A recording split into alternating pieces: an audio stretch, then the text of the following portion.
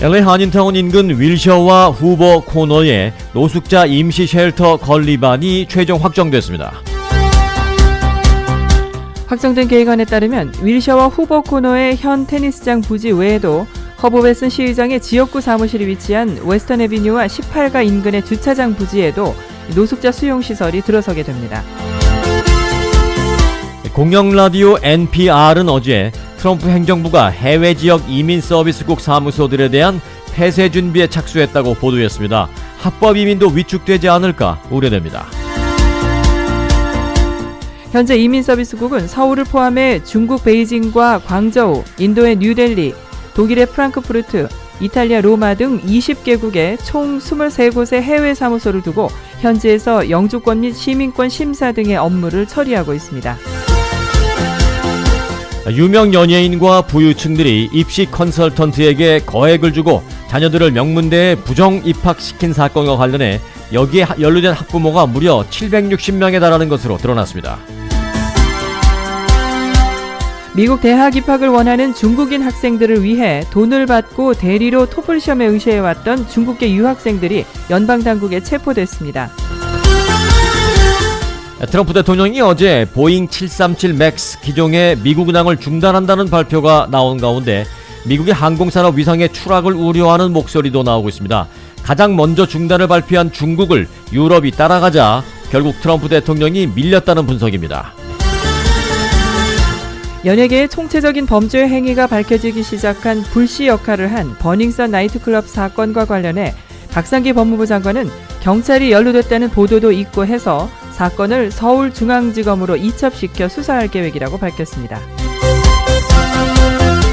가수 정준영의 성관계 몰카 동영상 유포와 관련해서 CN블루라는 밴드그룹의 리더 이종현 씨도 영상 공유 등에 연관된 것으로 밝혀졌습니다. 한편 정준영이 단체 카톡방에서 경찰이 뒤를 봐주는 등의 대화를 나눈 것과 관련해 이들을 권력층과 연결시켜주는 역할은 여배우 박한별의 남편 유모 씨였던 것으로 밝혀졌습니다. 오늘 서울 지하철 7호선 열차 한 대가 도봉산 터널로 연결되는 구간에서 탈선했습니다. 다행히 큰 부상대는 없지만 수백 명이 공포에 떨었습니다. 위는 물론 식도까지 검사할 수 있는 캡슐 내시경이 한국에서 개발됐습니다. 입으로 삼키면 장을 거쳐 자동 배출되는 캡슐 내시경이 앞으로 보편화될 수 있을지 주목됩니다.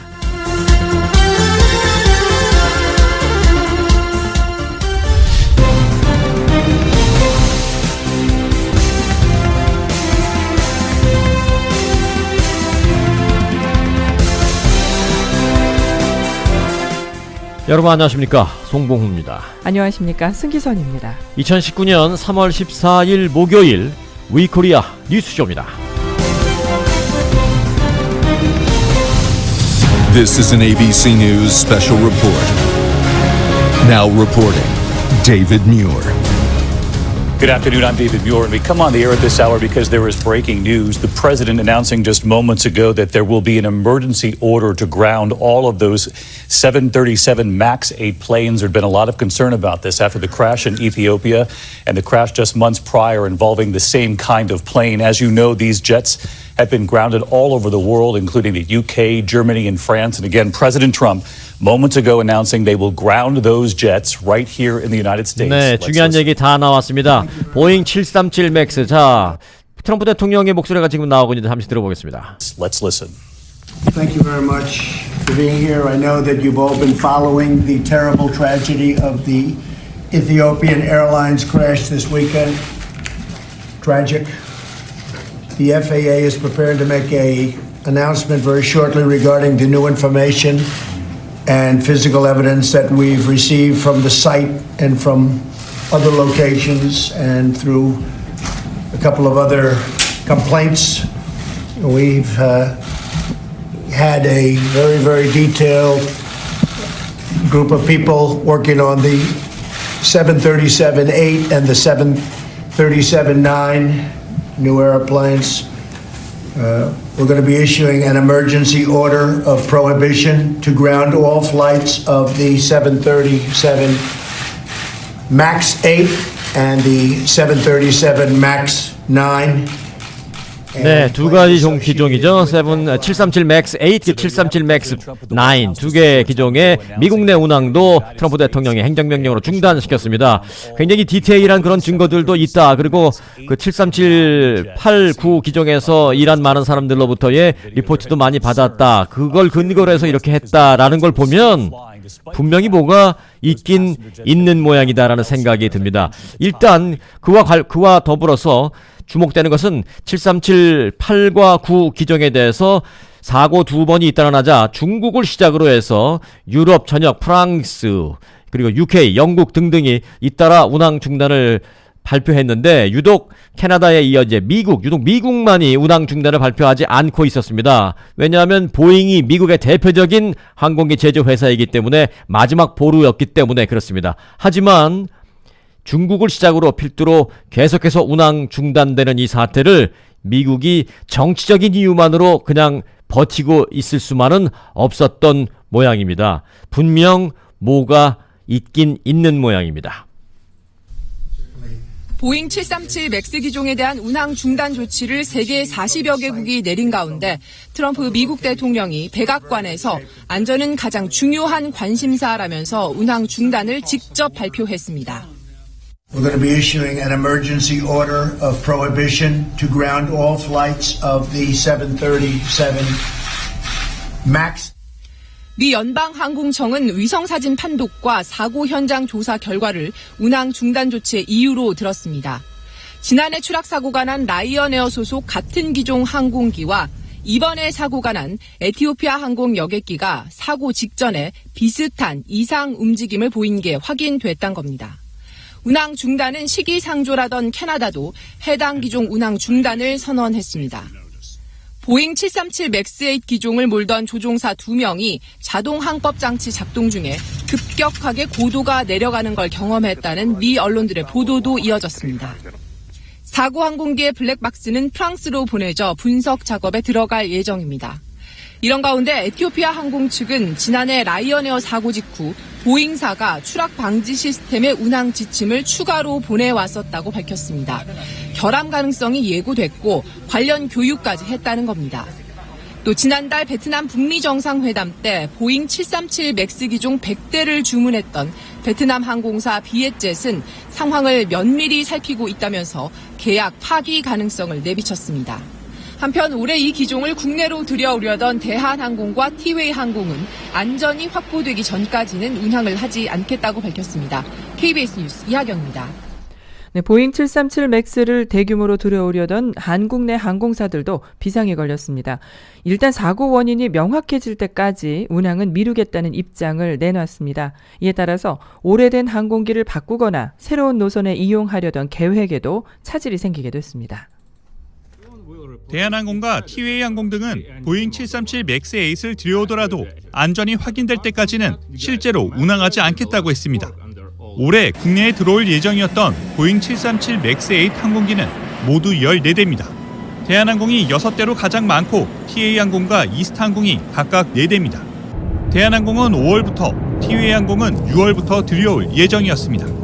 그런데 계획에 차질이 생긴 겁니다. 오래된 항공기도 새 것으로 바꾸기 어렵게 됐습니다. 대한항공의 보잉 737 항공기 중 15년 이상 된 건 14대입니다. 이 중 6대를 올해 737 맥스 8과 바꿀 예정이었습니다. 20년이 넘는 비행기는 안전 문제가 생길 위험이 커서 새 비행기로 빨리 바꿀 필요가 있습니다.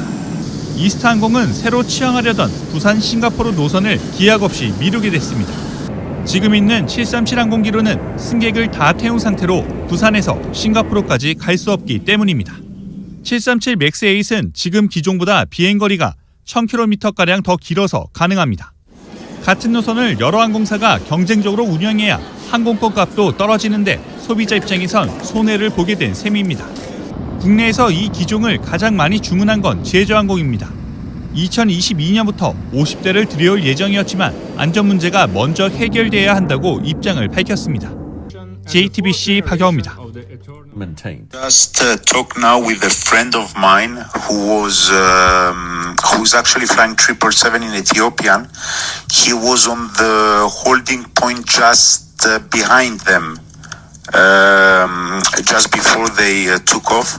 Apparently, the only thing he told me is that they took off normally, and whilst they were on the climb, they declared an emergency that they had unreliable airspeed. 네, 당시 이 보잉 737 비행기를 타고 이륙을 하다가 이 사고가 난 이 추락 항공기의 조종사의 친구의 얘기가 지금 나오고 있습니다. 이륙할 때는 정상적으로 이륙을 했는데 어느 순간 비정상적인 스피드가 됐다라는 그런 증언이 나오고 있습니다. They had wrong airspeed indications. Wrong airspeed indication이라고 했죠. 뭔가 잘못된 속도로 갑자기 변해버렸다라는 얘기입니다. Aircraftman software, I don't know. I cannot imagine how experienced pilots, even if it's airspeed unreliable, can lose control of the aircraft if there's no any problem with any software. You know, that is something that the pilot doesn't see. 네, 항공기 속도가 갑자기 좀 이상한 속도로 됐다 하더라도 그것만 갖고는 그렇지 않은데 그 외에 어떤 다른 소프트웨어의 결함이 있을 수도 있다라는 그 해당 항공기 조종사의 친구의 얘기가 나오고 있습니다. 친구도 물론 조종사입니다. 그래갖고 지금 결국 나오는 얘기가 Is the Boeing 737 MAX safe to fly? 보잉 737 MAX가 항공 운항을 하는데 과연 안전할까라는 이슈가 계속 나오고 있습니다. Causing unreliable airspeed, which triggers and activated the MCAS system to lower the nose of the airplane for a dive. We have to wait until a thorough investigation to conclude that. But what is MCAS? MCAS is a new system installed on the Boeing 737 MCAS가 바로 뉴 시스템이라고 얘기하죠. 그래서 지금 이 MCAS에 대해서 우리가 조사를 해야 하느냐라는 그런 얘기가 나오고 있습니다.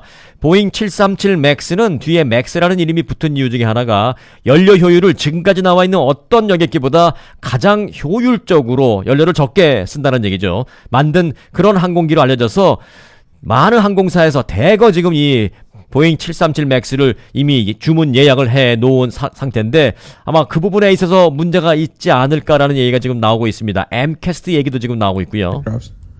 Because of the bigger and lower engine on the airplane.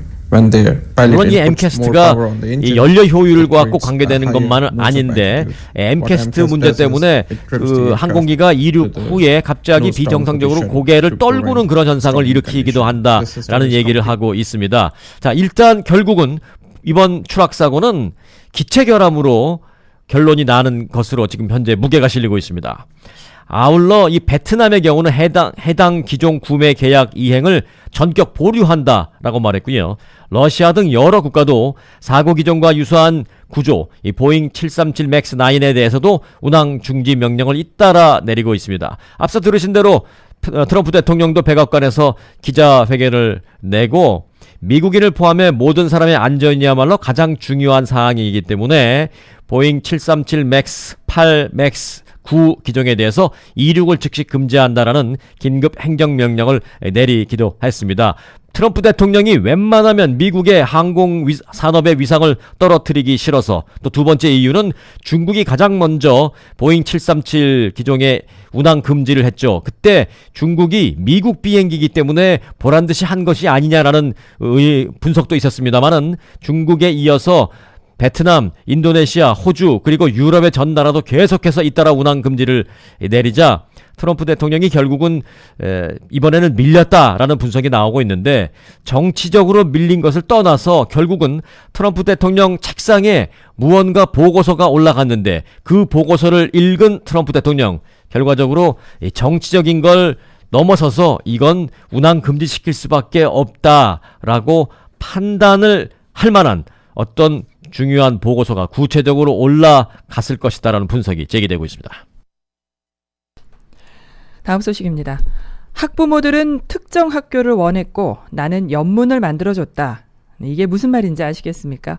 미국을 발칵 뒤집은 입시 비리의 핵심에 있는 입시 컨설턴트 윌리엄 싱어가 한 말입니다.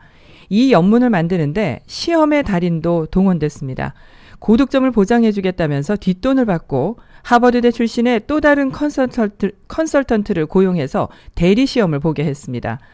싱어는 부유층 761가족이 수만 달러씩을 자신에게 주고 이렇게 연문을 이용했다고 털어놨습니다. 33명의 학부모가 연루됐다는 검찰 발표보다 몇 배 이상 많아서 파장이 커지고 있습니다.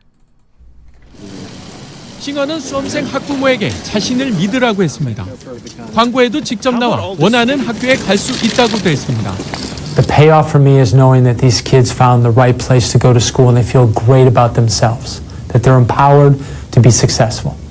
그러면서 각각 36점과 1600점 만점인 대입시험 ACT와 SAT에서 30점대와 1400점대를 보장한다고 장담했습니다.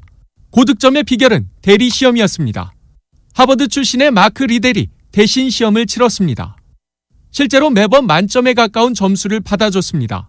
고득점의 대가는 최대 7만 5천 달러, 우리 돈 8,500만 원이었습니다. 리델은 싱어로부터 시험을 한 번 볼 때마다 $10,000를 받았습니다. 검찰은 이런 대리 시험만 적어도 수십 차례에 달하는 것으로 보고 있습니다. 월스트리트 저널은 이번 스캔들은 특권층의 민낯을 보여준다면서 부패와 탐욕의 문화가 만들어낸 기울어진 운동장이라고 보도했습니다. 서던 캘리포니아 대학은 체육특기생으로 부정 입학에 연루된 학생의 입학을 취소했습니다. 워싱턴 포스트는 스탠포드대, 조지타운대 등 유명 대학들이 관련 재학생과 졸업생의 입학 기록을 검토하고 있다고 전했습니다. JTBC 이한주입니다. 자, 미국의 입학제도 다 잘 아시겠습니다만은 미국에서는 이 기여 입학이라고 하는 것이 있죠.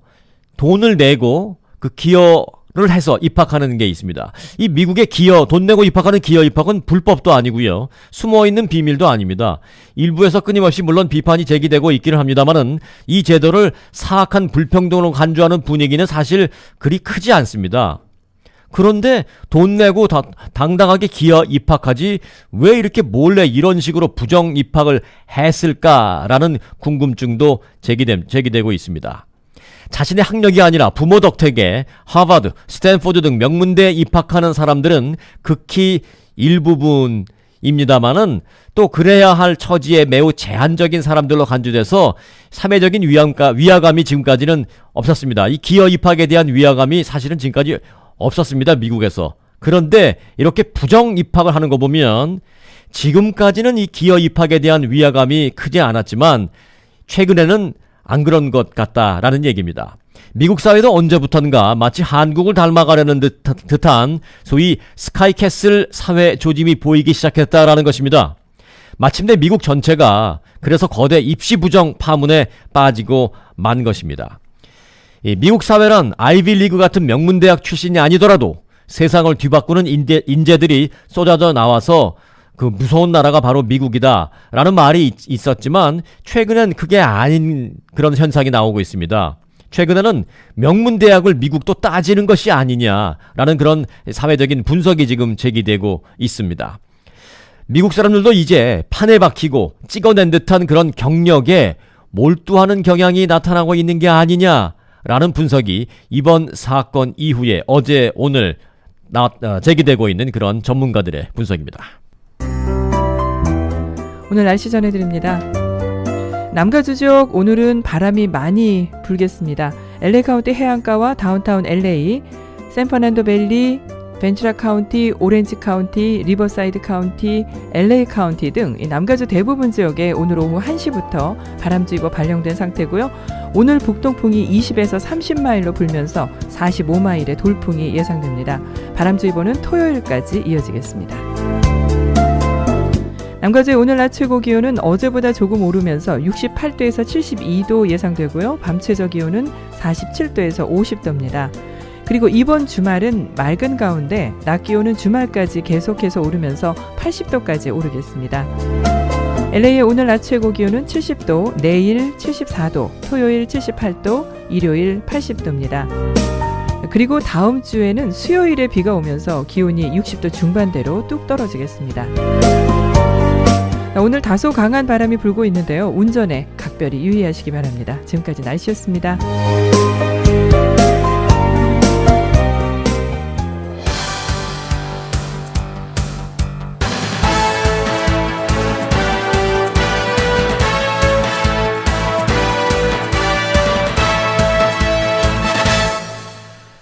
네, 미국과 로컬 뉴스입니다. 이민 서비스국 USCIS의 이 해외 지역 사무소가 올해 내로 모두 폐쇄될 전망입니다.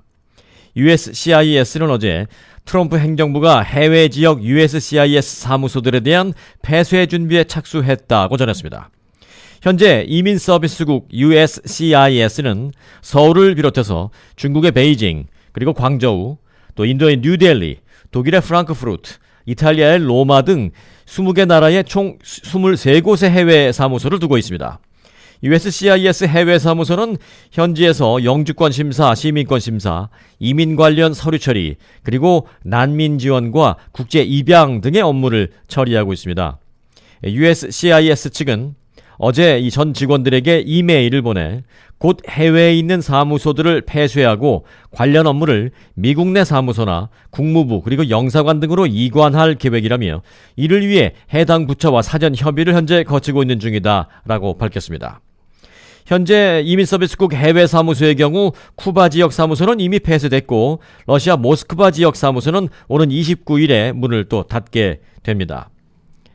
USCIS 측은 이민국의 시스템 개편을 통해서 업무 역량을 더욱 강화하고 업무를 효율적으로 분배하기 위함이다라고 밝혔습니다만은 전문가들은 오히려 합법적인 이민 절차를 밟으려는 신청자들을 더 혼란에 빠뜨릴 수도 있다라면서 우려의 목소리를 높이고 있습니다.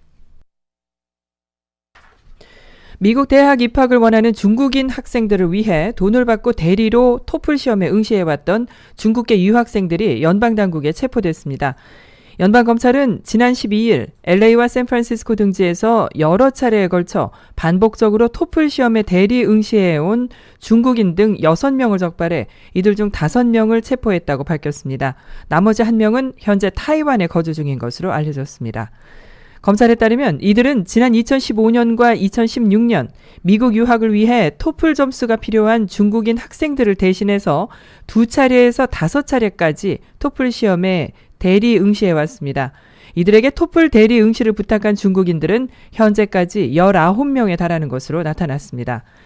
이들은 대리 응시를 부탁한 중국인들로부터 페이팔이나 웬모 등을 통해 회당 $400 정도를 받고 가짜 중국 여권을 이용해 대리 시험을 친 것으로 밝혀졌습니다. 조사 결과 5차례나 대리 시험을 친 것으로 나타난 유학생 리우 카이가 이 대리 시험 조직의 우두머리격인 것으로 밝혀졌습니다. 카이는 그간 중국인 학생들을 대신해 대리 응시자들에게 대가를 지불해왔던 것으로 나타났습니다. 카이는 이날 우드랜드 힐즈 집에서 체포됐습니다. 검찰은 이날 샌프란시스코와 LA, 세리토스, 코로나 지역에서 토플 대리 응시 혐의로 기소된 나머지 4명을 모두 체포했습니다. 한국에서 최근 버닝썬 사태와 관련해서 가수 승리의 여러 가지 비리 의혹이 제기되고 있는 가운데 해외 원정 도박을 의심할 만한 내용도 새롭게 나왔습니다. 라스베가스에서 거액을 땄다고 자랑하며 전담 호스트까지 언급했습니다. 가수 승리와 그의 사업 파트너 A씨의 카톡 대화방에는 두 사람이 미국을 방문했을 때 나눈 것으로 보이는 대화가 담겨 있었습니다. 승리가 20만 불 땄어요. 대표님도 크게 따실 거예요. 라는 내용의 글을 올리자 A라는 대표는 나는 여행 경비 정도만 따면 됩니다. 라고 답을 했습니다. 그러자 승리는 10만 달러라고 적힌 돈다발 2개의 사진을 전송했습니다. 돈을 어떻게 가지고 가냐라고 A 대표가 묻자 승리는 나는 자주 오기 때문에 세이브뱅크에 묻어두고 왔습니다. 라고 답을 했습니다. 딴 돈은 오로지 라스베가스 안에서만 사용한다라며 자신의 해외 도박 룰까지 설명하기도 했습니다. 또 A씨에게 도박을 권유하기도 했습니다. A 호텔이 지겨우면 B 호텔로 넘어가세요. 전담 호스트를 소개해드리겠습니다. 라고 카톡 대화방에 남겼습니다. 승리는 서비스가 좋고 갬블링 혜택이나 가격 할인도 많이 된다 라고 소개했는데 도박장을 여러 번 찾은 것으로 해석될 수 있는 발언도 등장한 것입니다. 이에 대해서 승리 측은 여성이나 도박 문제 모두 당시 A 대표에게 투자한 돈이 묶여있던 상황이어서 대화 분위기를 맞추려고 허풍을 떨었던 것이다 라고 해명을 했지만 한국 검찰에서 이제 이 부분에 대한 수사도 진행될 전망입니다. 미주 한인들의 교육열이 타인종에 비해 월등히 높은 것이 다시 한번 확인됐습니다. 한인의 대학 진학률은 높아지고 고등학교 자퇴율은 낮아지고 있기 때문입니다. 연방교육부 산하 전국교육통계센터가 미국 조사협회와 공동으로 작성한 2018 인종별 교육 현황 및 동향 보고서에 따르면 우선 한인들 18세에서 24세의 한인들의 이녀제 대학을 포함한 대학 진학률은 70%로 역대 최고입니다. 한인 10명 중 7명이 고등교육을 받고 있는 셈입니다. 대학에 진학하는 한인들은 2013년도 69%에 비해 더 늘었습니다. 출신 국가별로 나눠보면 한인의 대학 진학률은 중국계 78%에 이어서 일본계, 인도계와 함께 70%로 두 번째로 높습니다. 이는 대학 진학률 상위권의 칠레계 64%, 또 파키스탄계 66%, 베트남계 68%보다 높고 멕시코계 35%와 비교하면 진학률은 무려 2배나 차이가 납니다. 학사 학위 이상 소지자의 비율도 인도계 74%에 이어서 한인이 두 번째로 높았습니다. 한인들의 학사 학위 이상 소지 비율은 56%였습니다. 지난 2014년 자신이 창업한 색조 전문 화장품 브랜드인 닉스 화장품을 프랑스의 세계적인 화장품 회사 로레알에 무려 5억 달러에 매각해서 화제가 됐던 한인 1.5세 여성 기업가 토니고 씨가 소유하고 있던 산타모니카의 럭셔리 콘도를 1250만 달러에 판매했습니다. 부동산 업계에 따르면 토니고 씨는 산타모니카에 위치한 최고급 콘도 단지인 더 세이쉘의 이 펜트하우스 유닛을 인터넷 브랜드사의 밥 브리스코 CEO에게 1250만 달러에 매각하는 에스크로를 얼마 전에 완료했습니다. 업계에 따르면 이 같은 가격은 올해 LA 카운티에서 판매된 콘도 매매 가격으로는 최고이며 역대 콘도 매매가 기록으로도 최고 수준입니다. 지난 2014년에 완공된 이 세이쉘 콘도는 산타모니카 해변에서 불과 한 블락 떨어져 있었으며 93개 유닛으로 구성되어 있습니다. 토니고 씨가 매각한 콘도는 맨 꼭대기 9층에 위치한 펜트하우스에 유닛 2개를 합친 것으로 실내 면적이 5,000 스퀘어피트에 달하며 방 3개에 화장실 5개가 있습니다. 또 별도로 1,000 스퀘어피트 규모의 넓은 프라이빗 발코니를 갖추고 있으며 산타모니카 해변이 바라다 보이는 탁월한 조망이 유명합니다. 관리비만 한 달에 3,100달러가 넘는 것으로 전해지고 있습니다. 토니고 씨는 닉스 화장품을 매각한 후 지난 2017년 선글라스 전문 디자인과 판매사인 퍼버스 선글라스를 창업해 현재 운영하고 있습니다. 또 파사데나에 위치한 대형 쇼핑몰 등 여러 부동산을 투자용으로 소유하고 있습니다. 뉴욕시 정부가 지난 12일 맨해튼 한인타운 소재 스파 업체인 스파솔을 불법 성매매 혐의로 형사 고발했습니다. 시정부는 지난 11일 스파솔 업체가 작년 10월부터 함정 수사를 해온 뉴욕 시경과 또 다수를 대상으로 불법 성매매를 해서 주법 섹션 230을 어겼다면서 이 소환장을 발부했습니다. 소환장에 따르면 작년 10월 12일 이 업소는 손님으로 위장한 뉴욕시경 2명에게 각각 $80의 성매매를 알선했고 같은 달 27일과 11월 10일에도 $80와 $40의 비용으로 성매매가 이루어졌습니다. 11월 21일 시경은 현장에서 성매수 남성과 서비스를 제공했던 성매매 여성을 체포했습니다. 시경에 따르면 성매매 서비스를 제공한 여성은 뉴욕주 마사지 자격증도 없는 것으로 확인됐습니다. 이 해당 업소는 엠파이어 스테이트 빌딩 인근의 맨하튼 코리아타운의 중심부에 위치하고 있으며 주민들 다수가 해당 건물에서 불법 성매매가 이루어지는 것을 알고 있었다는 것입니다. 건물 도어맨은 뉴욕 포스트와의 인터뷰에서 업소가 성매매를 하고 있다는 것은 익히 들어왔다고 말했으며 한 주민은 여자가 아닌 다수 남자들이 건물에 출입했었다고 전했습니다. 소환장에 따르면 고발된 업소 주인은 소환장이 발부된 후 20일 안에 법원에 답변이나 보충 서류를 제공해야 합니다. 전국 최초의 한인 이름을 딴 프리웨이 구간인 김영옥 대령 기념 하이웨이 표지판이 오렌지 카운티와 LA 카운티 접경 지역 5번 프리웨이에 설치됐습니다. 캘리포니아주 교통국은 5번 프리웨이 남쪽 방면 LA와 오렌지 카운티 접경 부분인 나츠와 알티샤 에비뉴 출구 인근에 이 표지판을 세우는 작업을 지난주에 완료했습니다. 녹색 바탕에 콜로넬 영옥킴 유나이티드 스테이츠 아미 메모리얼 하이웨이 라는 영문이 흰색으로 적혀있는 이 표지판은 가로 10피트, 세로 4피트 크기로 제작돼서 프리웨이를 달리는 운전자들이 쉽게 발견할 수 있습니다. 캘츄리아는 머지않아 5번 프리웨이 북쪽 방면 매그놀리아 출구 인근에도 또 똑같은 한 개의 표지판을 세울 예정입니다. 이 표지판 설치 비용은 11,280달러였는데 이 비용은 미국 제향군인회 한인 지부 그리고 한국재외동포재단의 모금과 지원, 또 쿼크 실바 의원, 허지희 가주 아태계위원회 커미셔너 등의 기부로 마련됐습니다.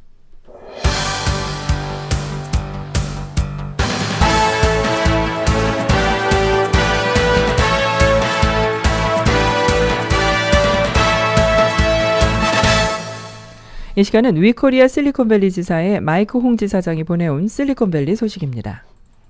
카톡 등의 메신저 앱은 남녀노소를 불문하고 현대인에게는 필수적인 생활 필수품으로 자리 잡았죠. 한국에서는 현재 카카오가 메신저 시장을 거의 독점하다시피 하지만 미국에서는 여러 메신저 앱 전문 업체뿐만 아니라 페이스북이나 구글 그리고 애플까지 각종 대형 기업들이 메신저 몸집 불리기와 그를 통한 수익 창출에 열을 올리고 있습니다. 스태티스타의 데이터에 따르면 2018년 4월 기준 전 세계 1위 메신저는 사용자 12억의 왓츠앱, 2위는 11억인 페이스북 메신저, 3위는 10억 명인 QQ 모바일, 4위는 7억 5천만 명인 위챗, 5위는 4억인 스카이프입니다. 그 뒤를 바이버와 라인, 블랙베리 메신저와 텔레그램 등이 잇고 있습니다. 카카오톡 사용자는 1억 2천만 명으로 10위를 기록 중입니다. 이 통계에서 가장 주목해야 할 것은 페이스북입니다.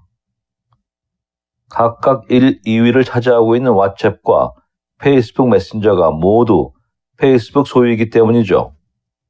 두 앱의 사용자를 합치면 무려 23억으로 둘을 동시에 사용하는 사람이 없다는 전제하에 전 세계 인구의 25%가 페이스북이 서비스로 메시지를 주고받는다는 의미입니다. 페이스북 메신저는 본래 페이스북의 부가 서비스 중 하나였으나 2014년부터 적극적으로 별도의 페이스북 메신저 앱을 사용하도록 하기 시작했습니다. 이제 페이스북은 페이스북 메신저가 단순히 페이스북 사용자들만을 위한 메신저가 아닌 모든 사용자의 커뮤니케이션 허브가 되기를 바라고 있죠. 페이스북은 단순히 메시지만 주고받는 메신저가 아닌 일상생활의 커뮤니케이션이 필요한 모든 것을 페이스북 메신저 안에서 해결할 수 있도록 했습니다. 그 결과 채팅 앱을 떠나지 않고도 우버 택시를 부르고 콘서트 표를 구입하고 스트리밍 중인 음악을 바로 부를 수 있게 되었죠. 여기에 페이스북은 인공지능과 딥러닝 기술을 활용한 페이스북 메신저용 가상비서 M을 공개했습니다. 페이스북 CEO 마크 저커버가 페이스북의 미래는 챗봇에 있다고 말할 정도로 집중하고 있는 분야죠. 메신저의 플랫폼화 인공지능을 얻는 것은 페이스북뿐만이 아닙니다. 애플은 아이메시지를 통해 페이스북에 도전장을 냈습니다. 아이메시지는 운영체제와 직접 연결되어 있다는 점에서 메시지 앱 내의 서드파티 앱 연결과 설치가 페이스북 메신저보다 훨씬 세련됐다는 평가를 받고 있죠. 애플의 아이메시지는 앞서 언급했던 메신저 앱 순위에 포함되지 않았고 애플 역시 정확한 사용자 수를 밝히지 않았습니다. 하지만 활성화된 애플 디바이스 수가 10억대 이상이라는 점을 고려하면 무시할 수 없는 수준의 사용자가 다른 메신저 앱들과 함께 메시지 앱을 사용 중이라고 짐작할 수 있습니다. 또한 지속적으로 발전하고 있는 애플의 디지털 가상 비서인 시리와 함께 아이메시지에는 챗봇까지 제공되고 있습니다. 다만 애플의 메시지 앱은 페이스북 메신저나 타 독립적인 메신저와는 달리 iOS 생태계만 지원하죠. 즉 갤럭시 등의 안드로이드용에는 적용되지 않습니다. 이는 애플이 아이메시지를 소비자들을 iOS 생태계로 끌어오는 수단으로 사용하기 때문이라는 분석입니다. 구글도 메신저인 알로와 듀오가 있습니다. 그 중에서도 알로는 인공지능을 입은 메신저이기에 특히 관심을 끌고 있습니다.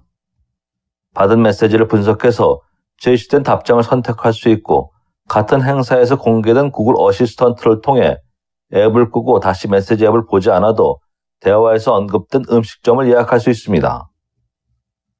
하지만 구글은 과거 구글 토크와 SMS 앱, 행아웃 등 복잡한 메신저 서비스를 제공하다가 최근 행아웃으로 통합했습니다. 여기에 다시 새로운 메신저를 등장시킴으로써 사용자들의 혼란을 가중시키고 있다는 지적도 나옵니다. 게다가 인기 메신저 앱 목록에는 구글이 서비스를 찾아볼 수 없다는 점도 이러한 구글의 노력이 빗나간 듯 보입니다.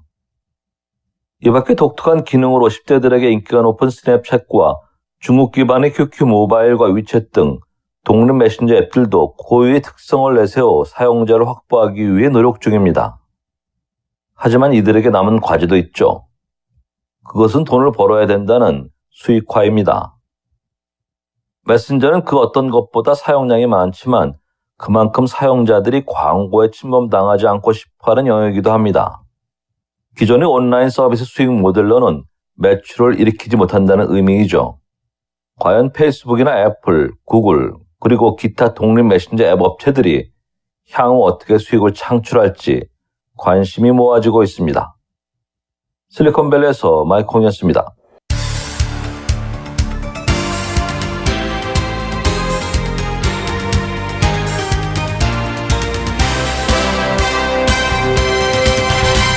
(2019년 3월 14일) 목요일 위코리안 뉴스쇼 함께하고 계십니다.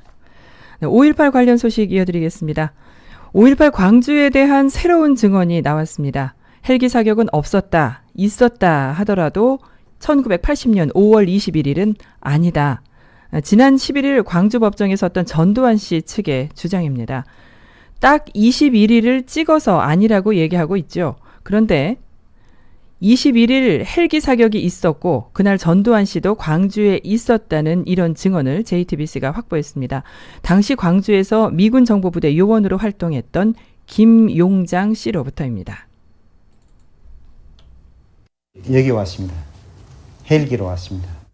미군 501 여단에서 정보 요원으로 활동한 김용장 씨가 지목한 곳은 광주 제1전투 비행장. 전남도청 앞 집단 발포가 있었던 1980년 5월 21일 전두환 씨가 광주를 직접 찾았다는 겁니다. 전두환 보안사령관, 이미 와서 대기하고 있었던 정호영 특전사령관, 그다음에 505 보안부대 이재우 대령, 그분들이 거기서 회의를 했습니다. 정오 무렵 헬기로 광주 공항에 도착했고 이곳에서 회의를 했다고 주장했습니다. 지금 이건 뭡니까? 여기가 바로 제1전투비행단. 이후 헬기 사격이 2차례 있었다고도 밝혔습니다. 21일 하고 27일 두 번 헬기에서 기총 사격이 있었는데 UH-1H라고 소형 헬기에서 M60으로 기억하고 있습니다. 김 씨는 전 씨가 21일 광주에 왔다는 내용과 헬기 기총 사격이 있었다는 첩보를 당시 미국 정부에 공식 보고했다고 주장했습니다. 그리고 그 내용은 미국 국방부에 전달됐다고 밝혔습니다. 당시 광주 505 보안부대 수사 요원이던 허정환 씨도 같은 얘기를 했습니다. 오늘 사령관님이 다녀가셨다. 일정비에서 일 보시고 그냥 가셨다. 일정비가 K-57이라고 하는 비행장. 그동안 1980년 5월 18일부터 27일까지 전 씨의 동선은 알려진 게 거의 없습니다. 전 씨 본인은 당시 광주에 들른 적이 없다고 주장해왔습니다. 그동안 진종채 당시 2군 사령관 등이 전 씨의 광주 방문을 증언했지만 이를 뒷받침할 추가 증언이나 증거는 없었습니다. 오히려 전 씨가 21일 오전 11시 서울 용산 국방부 회의에 참석했다는 기록이 있습니다. 5.18 민주화운동 당시 유독 21일만 전 씨의 행적이 기록으로 남아 있다 보니 의혹이 제기되기도 합니다. 굳이 전두환이 50 전사에 21일 행적을 왜 남겼을까라고 다른 날짜는 기록하지 않았는데 이런 식의 해석도 가능하거든요. 끊임없이 이어져온 전 씨의 광주 방문 의혹 실체가 밝혀질 수 있을지 주목됩니다. JTBC 박창규입니다. 네, 다음 소식입니다. 가수 정준영 씨와 승리 씨가 오늘 나란히 경찰에 출석해 조사를 받고 있습니다. 정 씨는 불법 촬영과 유포 혐의, 승리는 성매매 알선 혐의를 받는 피의자 신분입니다. 검찰은 이들에 대한 영장 신청 방안도 검토 중인데요. 스타에서 피의자 신분이 된 가수 승리와 정준영, 또 최종훈이 받는 범죄 혐의는 종류도 많고 조금 복잡합니다. 성매매 의혹에 마약, 불법 촬영, 뇌물 청탁까지 범죄 정황이 얽히고 설켜 있습니다. 밀당 포착. 2016년 서울 강남에 문을 연 주점입니다. 가수 승리와 정준영, 그리고 최종훈이 함께 투자한 술집입니다. 이들은 이번에 문제가 된 대화방에 고스란히 함께 등장합니다. 이 대화방에는 승리와 함께 유리홀딩스라는 회사를 설립한 유인석 씨도 포함되어 있습니다. 그런데 이 유리홀딩스를 설립하는 과정에서 승리와 유 씨가 성매매를 알선했다는 의혹이 제기됐습니다. 이들이 나눈 대화엔 대만 투자자를 위해 여성을 준비하는 정황이 담긴 것으로 알려졌습니다. 승리를 둘러싼 또 다른 의혹은 클럽 버닝썬의 마약 유통 관련입니다. 승리는 마약 검사에서 음성이 나왔지만 클럽 버닝썬의 마약 유통 의혹에 관련해선 여전히 수사 대상에 올라 있습니다. 가수 정준영 씨가 대화방에 올린 성관계 동영상과 사진은 적어도 6건 이상, 일부는 국내가 아닌 해외에서 촬영된 것으로 보이지만 처벌은 피해갈 수 없습니다. 지금까지 알려진 혐의가 모두 인정될 경우 정 씨는 최장 7년 이상의 징역형에 처해질 수도 있습니다. 밀당 포차의 또 다른 동업자 가수 최종훈 씨. 2016년 3월 음주운전으로 적발됐지만 보도를 무마하기 위해 지인과 경찰 등에 청탁한 정황이 담긴 카카오톡 내용이 공개됐습니다. 최 씨와 승리, 정준영 씨 등이 투자한 강남의 클럽바 몽키 뮤지엄 개업 당시 나눈 대화에도 경찰과의 유착 의혹이 담겨 있습니다. 유 씨가 경찰총장과 문자하는 것을 봤다는 말이 등장합니다. 직무와 관련해 공무원이 뒤를 봐주도록 청탁했다면 뇌물 혐의가 적용될 수 있습니다. KBS 뉴스 김수연입니다. 오늘 국회 행정안전위원회 경찰청 업무보고에서는 버닝썬 부실 수사 논란과 경찰관 유착 의혹에 대한 질타가 이어졌습니다. 이와 관련해 법사위에 출석한 박상기 법무부 장관은 버닝썬 사건을 검찰로 이첩시킬 계획이라고 밝혔습니다. 국회 행안위에 출석한 민감용 경찰청장은 경찰의 명운이 걸렸다는 자세로 버닝썬 수사에 임하겠다고 밝혔습니다. 하지만 곧바로 그동안 뭘 했느냐는 야당 행안위원들의 질타가 이어졌습니다. 이렇게 수사하면은 국민들이 경찰 수사에 대한 믿음을 가질 수가 없습니다. 버닝썬 사건 수사도 마찬가지입니다. 경찰의 수사 자체를 신뢰하기 어렵다는 지적도 나왔습니다. 수사의 대상으로서 제기되는 의혹에 대해서는 입장을 밝힐 의무가 있는 것입니다. 정부가 추진하는 자치경찰제가 오히려 경찰과 토착 세력의 유착을 심화시킬 수도 있다는 우려도 제기됐습니다. 이에 대해 민 청장은 범죄 행위를 뿌리 뽑아야 할 경찰이 여러 가지 의혹에 연루돼 국민에게 염려를 끼쳐 사과드린다고 말했습니다. 가수 승리에 대한 구속영장 신청 등 신병 처리 여부에 대해서는 여러 가지 사안들이 확인되어서 조만간 그에 대해 판단할 수 있을 것이라고 말했습니다. 한편 법사위에 출석한 박상기 법무부 장관은 버닝썬 사건을 서울중앙지검으로 이첩시킬 계획이라고 말했습니다. 박 장관은 경찰의 연루 의혹이 보도돼 이 같은 결정을 내렸다면서 버닝썬 관련 의혹들을 철저히 밝히지 않으면 두고두고 문제가 될 걸로 본다고 덧붙였습니다. KBS 뉴스 최영원입니다. 다음 소식입니다. 내시경 검사를 하면 해보신 분들은 알겠지만 내시경 검사할 때 잠이 들어도 깨도 힘든 건 매한 가지입니다. 그런데 식도와 위장까지 고통 없이 간편하게 검사할 수 있는 캡슐 내시경이 한국에서 개발됐습니다. 입으로 삼키고 장을 거쳐 자동 배출되는 캡슐 내시경을 자세히 전해드립니다. 내시경은 소화기관 내부를 살펴보는 가장 효과적인 수단입니다. 하지만 검사할 때 고통이 심하고 반복 사용으로 인한 교차 감염 우려도 있어 꺼리는 사람이 많습니다. 이런 단점을 개선한 캡슐 내시경이 개발됐습니다. 알약 크기의 몸체, 카메라와 조명이 달려있어 입으로 삼키면 소화기관을 지나며 내부를 촬영합니다. 검사에는 대략 20분 정도가 걸리는데요. 검사를 끝낸 캡슐 내시경은 소장과 대장을 거쳐 몸 밖으로 자동으로 배출됩니다. 지금도 소장을 촬영하는 캡슐 내시경은 있지만 길이가 짧은 식도와 위를 검사할 수 있는 건 국내 처음입니다. 기존에는 초당 6장만 촬영할 수 있었으나 기술 개선을 통해서 4배 빠르게 촬영할 수 있게 되었습니다. 그래서 식도처럼 빠르게 움직이는 기관을 촬영할 수 있는 길이 열렸습니다. 인증 시험 등을 거치면 내년 하반기쯤 상용화될 것으로 전망됩니다. 위 내시경이 너무 고통스러워서 조기 위암 검진을 할 때 위장 조용 촬영을 선택했던 수검자들이 많이 있었는데요. 아무래도 그런 분들이 캡슐 내시경을 선택한다면 조기 위암을 발견하는 데 도움이 많이 될 것 같습니다. 오는 2022년까지 캡슐 내시경의 세계 시장 규모는 약 1조 원이 넘을 것으로 예상됩니다. 연구진은 소화기관 발병률이 높은 중국과 유럽에 캡슐 내시경 수출을 추진하기로 했습니다. KBS 뉴스 황정환입니다.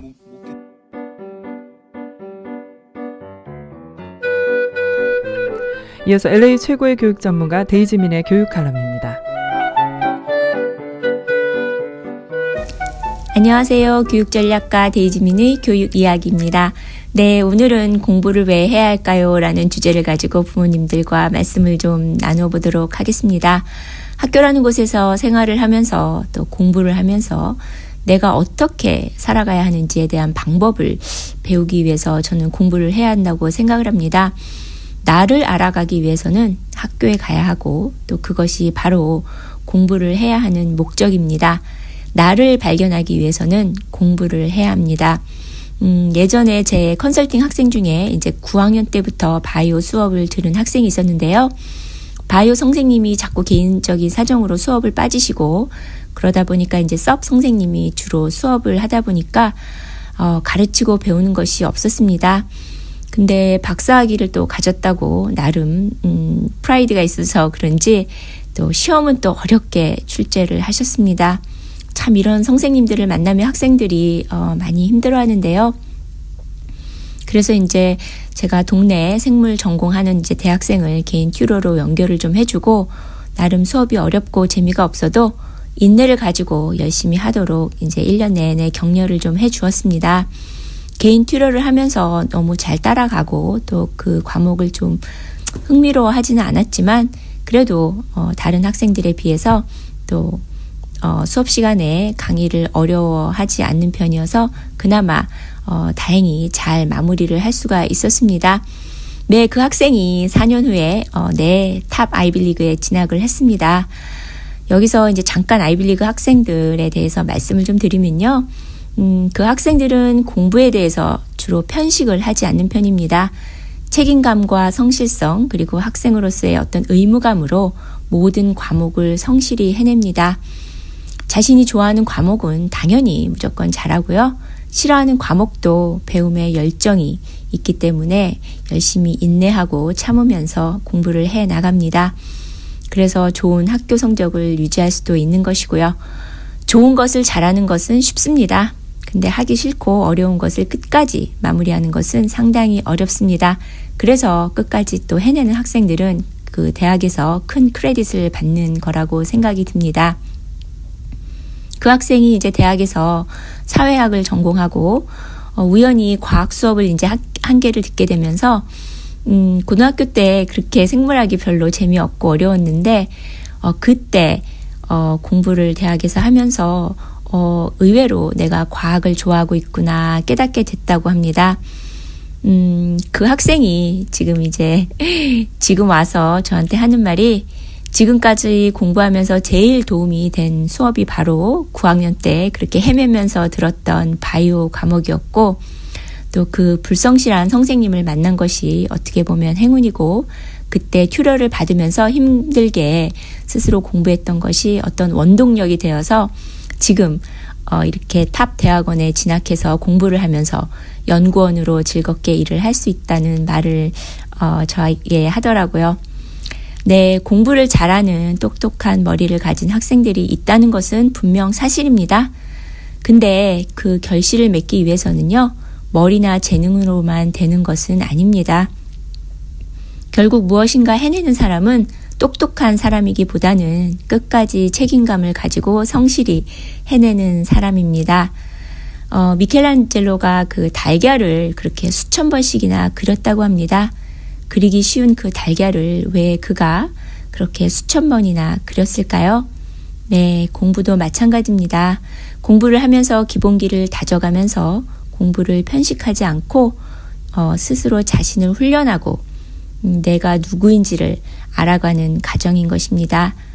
자녀가 왜 공부를 해야 하는지 알고 느끼는 그 날이 올 때까지 우리 부모님들 모두 많은 격려와 파이팅을 부탁드립니다. 감사합니다. 이상은 LA 최고의 교육 전문가 데이지민의 교육 칼럼이었습니다.